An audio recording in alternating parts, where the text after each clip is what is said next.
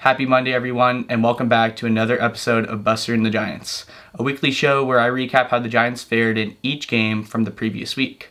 I'm your host, Jonah Johnson, a freelance video producer and editor, and a diehard San Francisco Giants fan.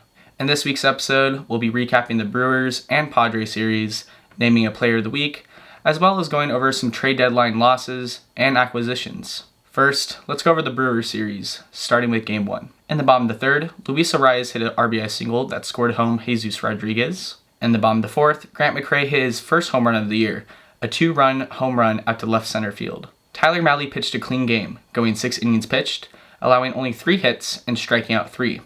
The Giants bullpen didn't create any drama, and they went on to win this game 3-0. Getting into Game 2 of the series. Long story short, the Giants gave up 13 hits and 8 earned runs in the first 8 innings of the game. The orange and black didn't score until the bottom of the 8th when Bryce Eldridge hit a 2-run home run out to right field. This is all that they could get done, and they ultimately lost 8-2. Now, Game 3. In the bottom of the 2nd, Daniel Susac hit his first home run of his pro career, a 3-run home run out to dead center field. In the bottom of the 6th, it was a 3-2 game, but the Giants put on a hitting clinic. Christian Koss and Luis Arraez hit an RBI single, Heliot Ramos hit a 2-run single, Rafi Devers hit into an RBI force out, and lastly, Jung-Hoo Lee hit a 2-run double. Then, in the bottom of the 7th, Arraez hit an RBI single, Eldridge hit into an RBI force out, and Jung-Hoo Lee also hit an RBI single. And to top it all off, the Brewers put in a position player, Andrew Vaughn, to pitch the 8th inning. Daniel Susac hit another home run, and Ramos and Kavanaugh both hit RBI singles. The Brewers scored 3 runs themselves, but that wasn't enough to cut it. The Giants went on to win Game 3, 16-3, and won the series 2-1. Let's get into the Padres series. In Game 1, in the top of the first, Rafi Devers just missed a 3-run home run. Fernando Tatis robbed him at the wall. Luckily, Ramos tagged up and scored from third. In the top of the second, Daniel Susac hit his 3rd home run in 2 games, this time hitting a 2-run home run out to center field. In the top of the 5th, Susac hit a sac fly that scored in Rafi Devers. In his last start for the Giants, Robbie Ray looked fantastic, going 6 innings pitched, allowing 4 hits, 1 earned run, and striking out 6. The Giants held on to the lead and ended up winning 4-1. Now, Game 2. Long story short, the Padres scored 7 runs on 11 hits in the first 6 innings of the game. All of this compared to the Giants' lonesome 2 hits. Carson Weisenhunt had a rough day, going 3 1/3 innings pitched, allowing 7 hits and 6 earned runs. Ultimately, the Giants ended up losing 7-0. In Game 3, in the top of the 3rd, Oslevis Basabe hit his first home run of the year, a game-tying 2-run home run out to left field. In the same inning, Adames drew a bases-loaded walk to score in a run.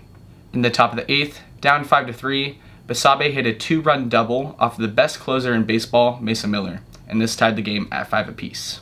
Sadly, in the bottom of the 9th, with 2 outs, Jake Cronenworth hit an RBI single to walk off the Giants. The 2026 season in a nutshell. The Giants ended up losing 6-5. Now, in Game 4, in the top of the 4th, Willy Adames hit an RBI single that scored Bryce Eldridge, and Drew Kavanaugh hit into an RBI force out that scored Devers. In the top of the 5th, Basabe hit another home run, this time a solo shot out to center field. In the top of the 8th, Devers hit a solo home run himself, this time out to left field. Landon Roop had another bad outing, going 4 2/3 innings pitched, allowing 6 hits and 5 earned runs, and walking 4. He was up to 99 pitches when he got pulled from the game.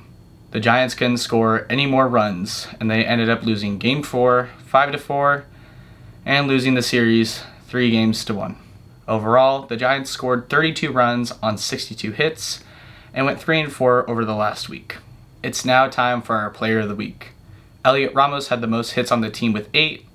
Basabe hit 2 home runs in his first 4 games with the Giants, but this week I'm going to give it to one of my favorite players to watch this season for the Giants, and that's Luis Arraez. This week he racked up 7 hits, scored 2 runs, knocked in 3 RBIs, and stole 2 bags.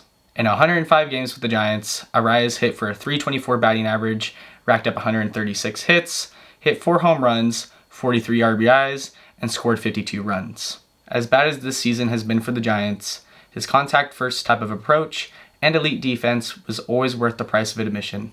I'm going to miss seeing him in the orange and black. Best of luck in Philly, Arraez.